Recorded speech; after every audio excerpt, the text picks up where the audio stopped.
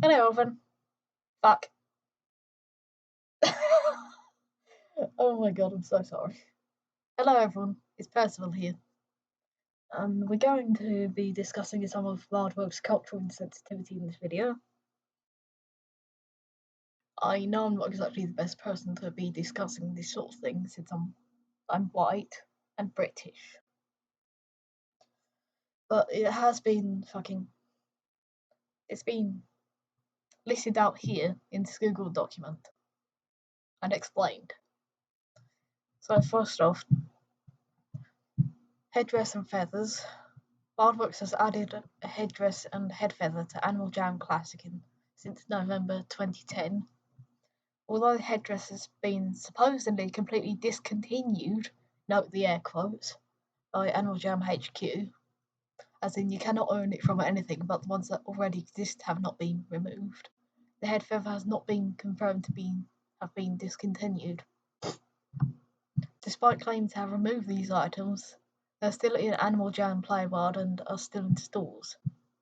WildWorks have also claimed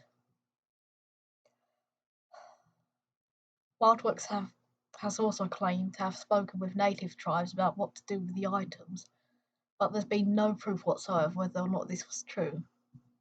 As you can see here from a screenshot of Animal Jam Playworld's store, there's a head feather which is brown with a yellow zigzag going across it, and appears to be an eagle feather, going for 100 of some sort of currency. The headdress over here has a red and dark blue headband, which contrasts pretty terribly, honestly. And there's multiple feathers coming from the headband itself. This goes for 200 of a certain currency and is limited to members only. Both of them appear to be new. The next up on the list is approving Nazi imagery. See the images. These images have been approved as masterpieces in Animal Jam Classic. On the left is an image of a red baron, which has become a symbol of the modern neo-Nazi movement.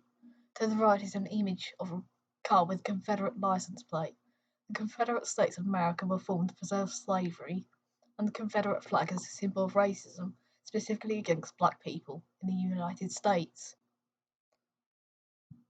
If I remember correctly, both images were drawn by a particular artist that I'm not going to name here, although you can see it on the document if you look closely. But from what I've heard, they've done some pretty shitty things. Next up on the list is butchering East Asian myths and culture.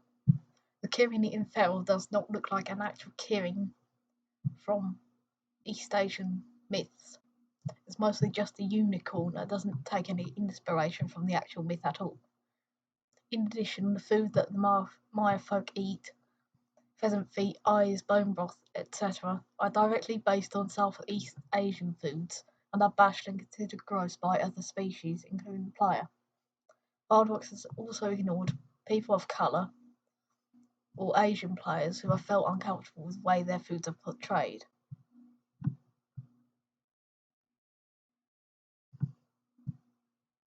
There's also a hat with dreads, which is members only and goes for about 16,000 of currency. This is in Animal Jam, as far as I can tell from the GUI. Japanese fetishization. We've actually noticed a lot of Japanese Asian fetishization from WildWorks themselves. What with fucking Cinder's Twitter retweeting a fucking racist thing from like a fucking Dirty Sluts NFT thing. It's kind of fucking gross, honestly. It's also very not safe for work, so if you're a minor, I really don't recommend fucking searching that shit up. Because Jesus fucking Christ, it's just not good. Very not good. The kawaii set depicts Japanese culture as being constantly cute and anime-esque. This was actually called what they called the Matsuri set in Animal Jam. This is a comment from an anonymous user that was looking at the Google Doc on January the 1st. If you search up the Matsuri set and check the Animal Jam wiki, it will show the news and how they called it a kawaii bundle. They also put the word kawaii as a name option in the game. As a Japanese person, I think it's a little odd that these are stuff in the game. I also think it proves their laziness because they made Matsuri Festival Den items instead of making it a party like the Chinese New Year party. On to Twiggles. Twiggles are employed as being lesser species in most of Feral. Their jobs are also mostly to build and work, and that seems to be their only purpose. Sparks and colonization. The Sparks are coded as colonizers. They own most of the shops and seem to rule over Feral. The Queens are also not native to the planet, yet they rule. Dahlia, who was one of the Queens, from what I can recall. Dahlia was whitewashed. She was originally darker skinned in concept art, but they changed her to being pale pink with more Eurocentric features. Honestly, pastels go really well with fucking browns and such. It's kind of fucking disgusting how they've done this. The Rat King mask. The Rat King mask looks very similar to African American masks, and are also seen as creepy. The Commodores religion, where the Rat King comes from, is seen as creepy as well. The Rat King's doll item also has some elements of a voodoo doll, a religion that is often portrayed and seen as evil. Staff members. WildWorks has a mostly white staff. WildWorks has mostly white staff in an area with quite a bit of diversity. Feral Jambassadors. There has been official art from WildWorks of white Jambassadors wearing headdresses despite not being of the culture they come from. There's also a PFP profile picture of Pharaoh, one of the WildWorks staff, wearing a headdress. WildWorks also has issues with helping people, Jambassadors of colour, have a voice. Matryoshka, Kokoshnik, and Ushanka hats. The Matryoshka hat is actually a Kokoshnik hat with poorly made Matryoshkas on it. The Ushanka hat is called a furry hat in Animal Jam Classic and Animal Jam Play Wild. It should be called a Ushanka, as Ushanka means ear flap hat. Day of the Dead. WildWorks created an item set based on Day of the Dead and called it Spooky. Honouring the dead is nothing to be afraid about, and it's extremely disrespectful to refer to such an important holiday as spooky or creepy. As you can see here, Spooky Villa Bundle, involving various things from Day of the Dead, such as the candy skulls, sugar skulls. I'm not sure what they're called actually. Wild Summer promo box. In 2019, WildWorks released a promo box called Wild Summer that depicted heavy stereotypes of native aesthetic, including head feathers. Additionally, there's a whole thing with calling Native American people wild and feral and shit. It's kind of fucking gross. The Peddler set. The Peddler set perpetuates the stereotype of Asians having squinty eyes. In addition, the Peddler set, in my opinion, as a South Asian, many other South Asians have spoken about this, and the community seems to agree on this, is mocking South Asian peddler culture. Peddlers have a history of being more prevalent in South Asia, and that is mocking the South Asian elephant motif while mocking peddler culture in general. Peddler set enforces a bizarre stereotype that people from India and the Middle East are put under. Credit goes to Dreaming in Turquoise. The Komodori. The Komodori are immigrants, but they are portrayed as being greedy, thieves, and criminals. The religion is also dunked on and seen as creepy, see Rat King mask. It's also revealed that two Komodori are part of an animal trafficking ring. Sea Dodger and Banks. Hi9. Hi9 was an Animal Jam player who made extremely inappropriate and racist masterpieces that got approved by WildWorks. These included images depicting Nazi symbols, anti-Semitism, Confederate flags, and more. In addition, when victims of Hi9's paedophilia started coming out and making reports, WildWorks created a no-drama llama directly targeted at the victims and people trying to shed light on the situation. Someone's commented here saying, this one's anonymous, on January the 1st. January the 1st.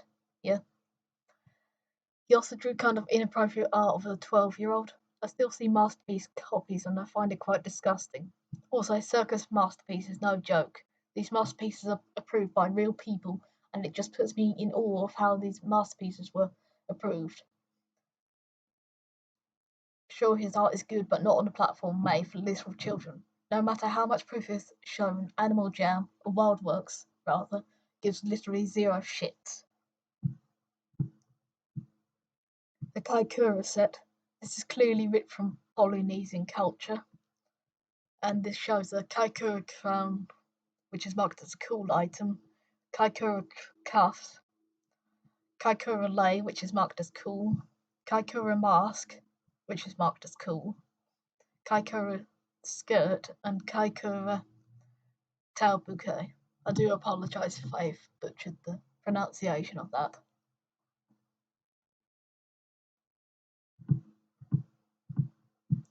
The kitsune.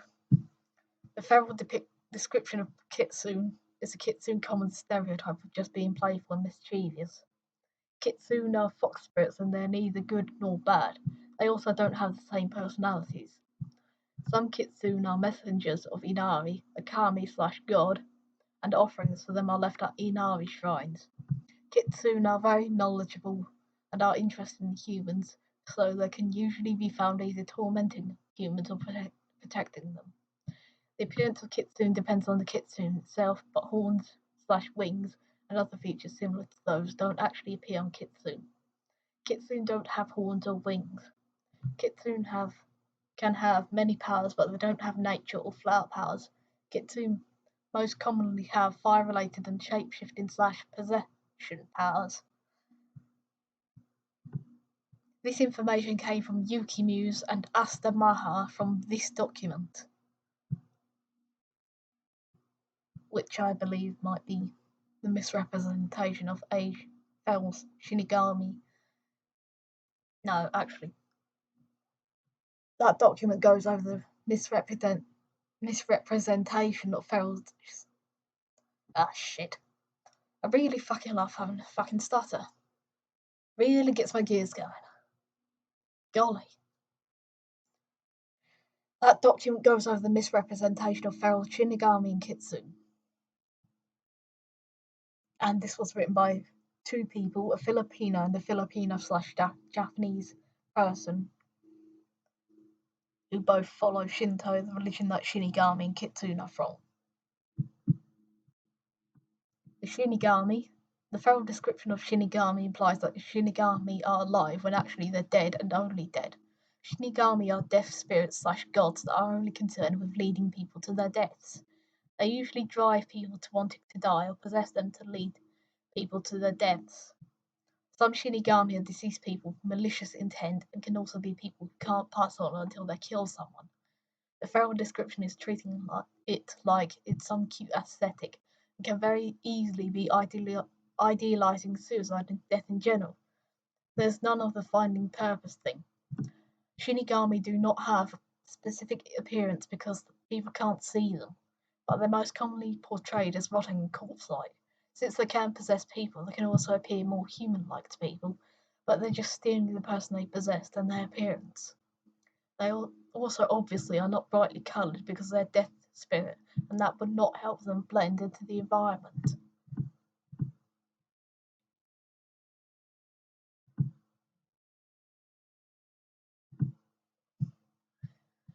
This information again came from Yuki Muse and Asta Maha. And this section of the document goes over WildWorks queerphobia. Sam and Juno. WildWorks included Sam in a Women's Day post on Instagram, even though they were non-binary and aren't female lined. The post was deleted, but you can still find it. Sam also had to fight to make Juno's pronouns they, them, and have them be canonically non-binary. Mikhail and Gladiolus. These two partners first appeared in Love's Labour's Lacerated Quest, first released on June 23rd, 2020. Here they are both made into huge negative lesbian stereotypes.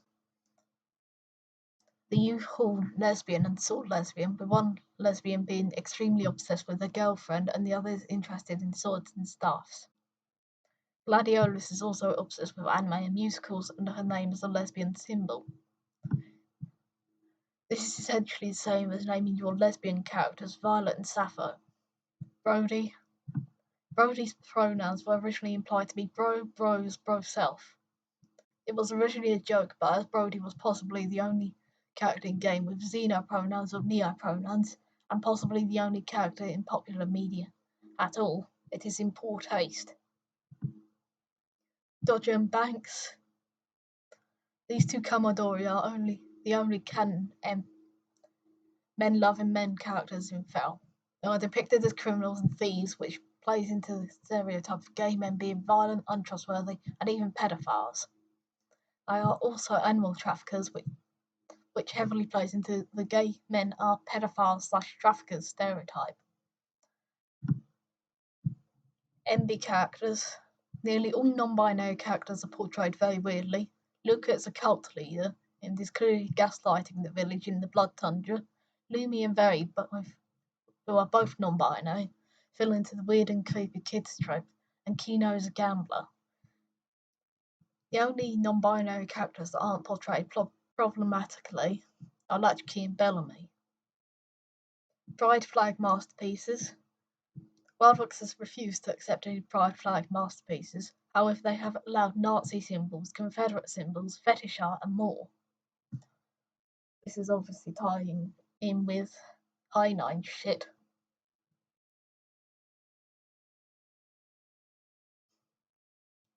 Anyways, this document lists out WildWorks' cultural insensitivities and was written by people of colour and queer people themselves. I didn't really have much of a hand in making this document.